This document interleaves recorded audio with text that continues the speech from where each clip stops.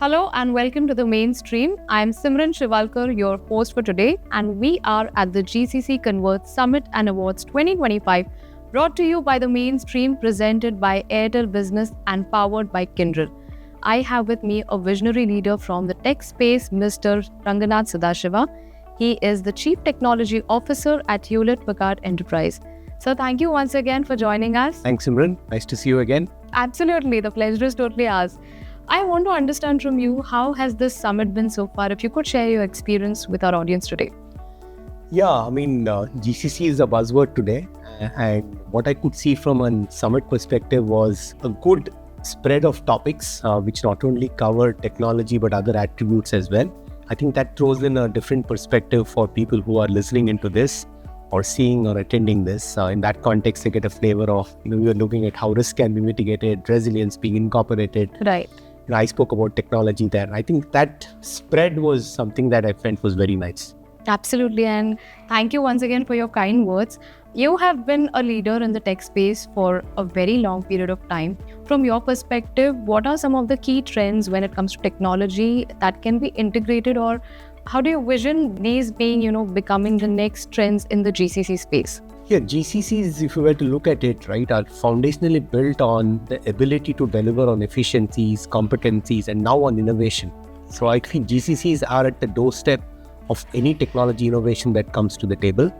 How do they incorporate and how do they take that forward is something that people have to strategize. But technology today, if we were to look at trends per se, obviously we are speaking of artificial intelligence, generative AI. We're talking of hybrid cloud capability. We're talking of connectivity, 5G, and those kind of things that are all technologies that enable this very core aspect of GCCs. So how do they put that into play is really the key thing for us, and the interesting aspect as well. Absolutely. In fact, I spoke of ESG, and that's a great opportunity again, where GCCs could really play a role in taking ESG initiatives across their organizations. Right. Today's core theme being growth, connectivity, and sustainability, which has also become one of the top priorities for the global capabilities centers. We have observed around more than 2,000 GCCs based in India, and the number is rising. 50% are based in the city, Bangalore itself. How do you perceive this? What do you think makes the city or the up-and-coming cities truly unique for the GCC market in India?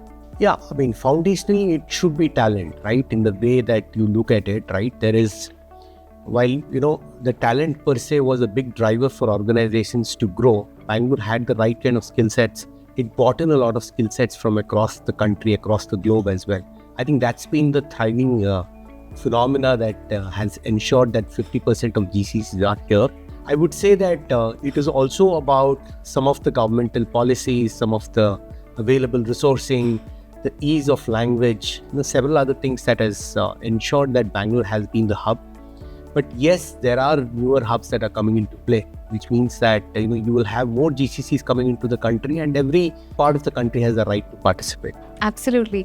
I have one more question for you. Apart from, healthcare sector or finance, and apart from, we have observed a lot of GCCs from US and UK per se, a lot from Australia as well. Do you think there is scope for Asia Pac or Asian countries as well?